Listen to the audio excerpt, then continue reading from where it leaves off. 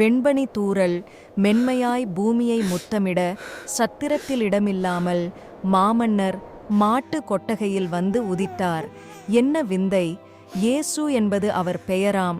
தம் ஜனங்களின் பாவங்களை நீக்கி இரட்சிக்க வந்தவராம். வாருங்கள், இயேசுவின் பிறப்பையும் அவர் வளரும் விதத்தையும் அங்கேயே சென்று பார்ப்போம்.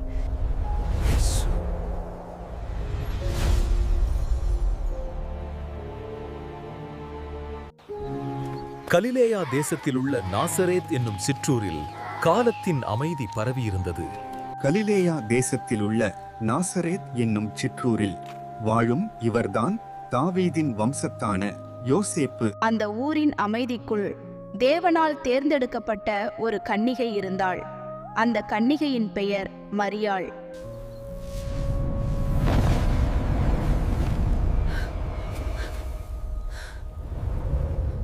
கிருபை பெற்றவளே வாழ்க, கர்த்தர் உன்னுடனே இருக்கிறார்.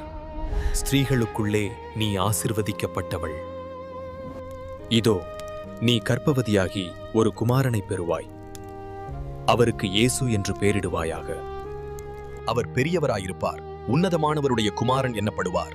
கர்த்தராகிய தேவன் அவருடைய பிதாவாகிய தாவீதின் சிங்காசனத்தை அவருக்கு கொடுப்பார்.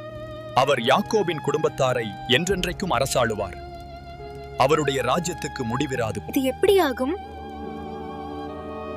புருஷனை அறியேனே. பரிசுத்த ஆவி உன்மேல் வரும், உன்னதமானவருடைய பலம் உன்மேல் நிழலிடும். ஆதலால் உன்னிடத்தில் பிறக்கும் பரிசுத்தம் உள்ளது தேவனுடைய குமாரன் என்னப்படும். இதோ நான் ஆண்டவருக்கு அடிமை, உம்முடைய வார்த்தையின்படி எனக்கு ஆக கடவது. இது எப்படி நடந்தது? மரியாள்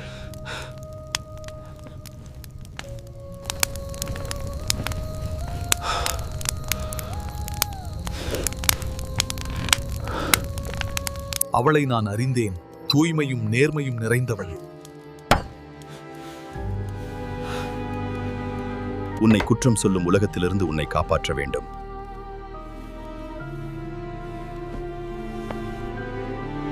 தேவனே, இதிலும் சித்தம் என்ன?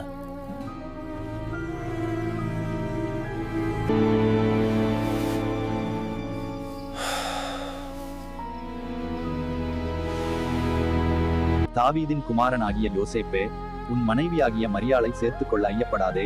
அவளிடத்தில் உற்பத்தியாயிருக்கிறது பரிசுத்த ஆவியினால் உண்டானது. அவள் ஒரு குமாரனை பெறுவாள். அவருக்கு இயேசு என்று பெயரிடுவாயாக. ஏனெனில் அவர் தமது ஜனங்களின் பாவங்களை நீக்கி அவர்களை இரட்சிப்பார். தீர்க்கதரிசியின் மூலமாய் கர்த்தராலே உரைக்கப்பட்டது நிறைவேறும்படி இதெல்லாம் நடந்தது. இதோ ஒரு கன்னிகை கர்ப்பவதியாகி ஒரு குமாரனை பெறுவாள். அவருக்கு இம்மானுவேல் என்று பெயரிடுவார்கள். இம்மானுவேல் என்பதற்கு தேவன் நம்மோடு இருக்கிறார் என்று அர்த்தமாம்.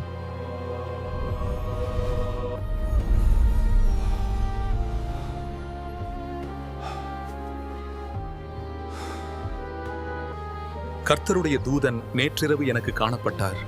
நீ கர்ப்பமாக இருப்பது தேவனால் உண்டானது என்றார்.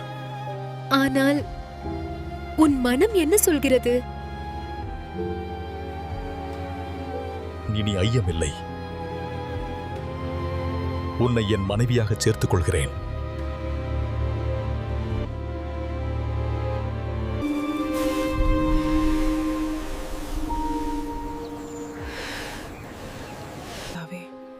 நீ அருளிச் செய்த அதிசயத்தை கைக்கொள்வதற்கு எனக்கு பலம் தாரும். என் குழந்தையை உமது கிருபையால் காத்தருளும். உலகமெங்கும் குடிமதிப்பு எழுதப்பட வேண்டும் என்று அகுஸ்துராயனால் கட்டளை பிறப்பிக்கப்பட்டுள்ளது. ரோம பேரரசரின் கடுமையான ஆணை பிறப்பிக்கப்பட்டது. அனைவரும் தங்கள் பூர்வீக நகரத்தில் பதிவு செய்ய வேண்டும். இது மக்களுக்கு பெரும் துயரத்தை அளித்தது.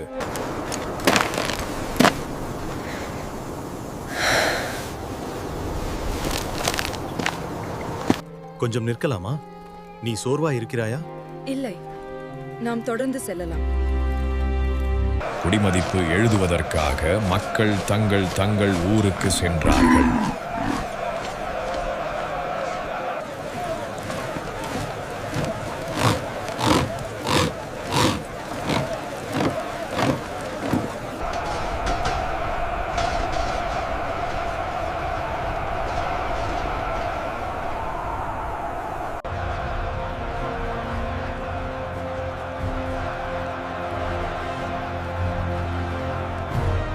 யோசேப்பே, எனக்கு வலி அதிகமாகிறது. ஒரு இடம் கிடைச்சால் நல்லது. காத்திரு மரியாளே. இன்றிரவு தங்க இடம் இருக்குமா? என் மனைவி பிரசவ வழியில் இருக்கிறாள். மன்னிக்கவும், இங்கே இடம் இல்லை. பின்புற மாடத்தில் சிறிய இடம் இருக்கலாம், ஆனால் அது சீராக இல்லை.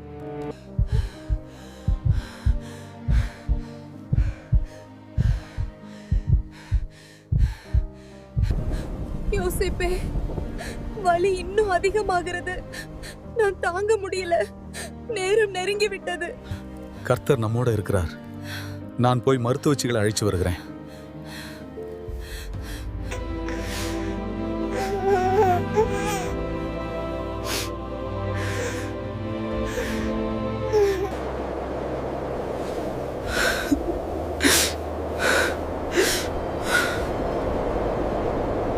அப்பொழுது அந்த நாட்டிலே மேய்ப்பர்கள் வயல்வெளியில் தங்கி ராத்திரியிலே தங்கள் மந்தையை காத்துக் கொண்டிருந்தார்கள்.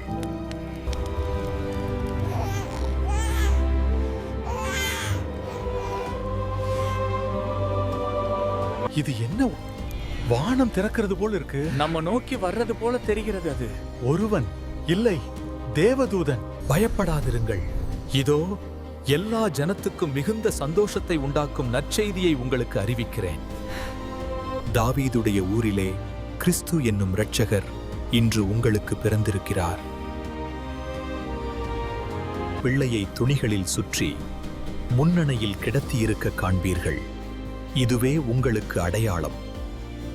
உன்னதத்தில் இருக்கிற தேவனுக்கு மகிமையும் பூமியிலே சமாதானமும் மனுஷர் மேல் பிரியமும் உண்டாவதாக. நாம் பெத்லகேம் ஊருக்கு போவோம். கர்த்தர் நமக்கு அறிவித்த இந்த காரியத்தை பார்த்து வருவோம். வாருங்கள். இவர்தான் தேவதூதன் சொன்ன பிள்ளை. நாம் இந்த பிள்ளைய பார்க்க தான் வந்தோம். இவர் உண்மையிலே மேசியாதான். நாங்கள் வானத்தில் தேவதூதர்களை கண்டோம். அவர்கள் இந்த குழந்தையை பற்றி சொன்னார்கள். ஆம், இது உண்மையிலேயே கிறிஸ்து. அது கற்பத்திலே உற்பத்திக்கிறதற்கு முன் தேவதூதன் சொல்லியபடியே அதற்கு இயேசு என்று பெயரிட்டார்கள். கர்த்தருடைய நியாயப்பிரமாணத்தில் சொல்லியிருக்கிறபடி ஒரு ஜோடு காட்டுப்புறாவையாவது 2 புறா குஞ்சுகளையாவது பலியாக செலுத்தவும் அவரை எருசலேமுக்கு கொண்டு போனார்கள். அப்பொழுது சிமியோன் என்னும் பெயர் கொண்ட ஒரு மனுஷன் எருசலேமில் இருந்தான். அவன் நீதியும் தேவபக்தியும் உள்ளவனாயும் இஸ்ரவேலின் ஆறுதல் வர காத்திருக்கிறவனாயும் இருந்தான். அவன் மேல் பரிசுத்த ஆவி இருந்தார். கர்த்தாவே, நீர் வாக்குத்தத்தம் செய்த நாள் வந்துவிட்டது. அவர்தான் இஸ்ரவேலின் ஆறுதல். ஆண்டவரே, உமது வார்த்தையின்படி உமது அடியேனை இப்பொழுது சமாதானத்தோடே போக விடுகிறீர். புறஜாதிகளுக்கு பிரகாசிக்கிற ஒளியாகவும் உம்முடைய ஜனமாகிய இஸ்ரவேலுக்கு மகிமையாகவும் தேவரீர் சகல ஜனங்களுக்கு முன்பாக ஆயத்தம் பண்ணின உம்முடைய இரட்சணியத்தை என் கண்கள் கண்டது. கர்த்தருடைய நியாயப்பிரமாணத்தின்படி எல்லாவற்றையும் செய்து முடித்த பின் அவர்கள் கலிலேயா நாட்டை நோக்கி பயணமானார்கள். தங்கள் சொந்த ஊரான நாசரேத்திற்கு திரும்பிச் செல்லத் தொடங்கினர். ஏரோது ராஜாவின் நாட்களில் யூதேயாவின் பெத்லகேமில் இயேசு பிறந்தபோது கிழக்கிலிருந்து சில ஞானிகள் எருசலேமுக்கு வந்தார்கள். கிழக்கில் ஒரு பிரகாசமான விண்மீனை நாங்கள் கண்டோம். அது ஒரு புதிய ராஜாவின் பிறப்பை குறிப்பிட்டது. கிறிஸ்துவானவர் எங்கே பிறப்பார்? நீங்கள் போய் குழந்தை பற்றி விசாரியுங்கள். யோசேப்பே, எழுந்திரு. ஏரோது பிள்ளையை கொலை செய்ய தேடுகிறான். ஏரோது பெத்லகேமிலும் அதன் சகல எல்லைகளிலும் இருந்த 2 வயதுக்கு உட்பட்ட எல்லா ஆண் பிள்ளைகளையும் கொலை செய்ய கூறிய ஆணை வந்துள்ளது. அவன் எழுந்து பிள்ளையையும் அதன் தாயையும் கூட்டிக் கொண்டு இஸ்ரவேல் தேசத்துக்கு வந்தான். மேசியா வரும் காலம் எப்படி அறியப்படும்? மன திரும்புங்கள், பரலோக ராஜ்யம் சமீபித்து விட்டது.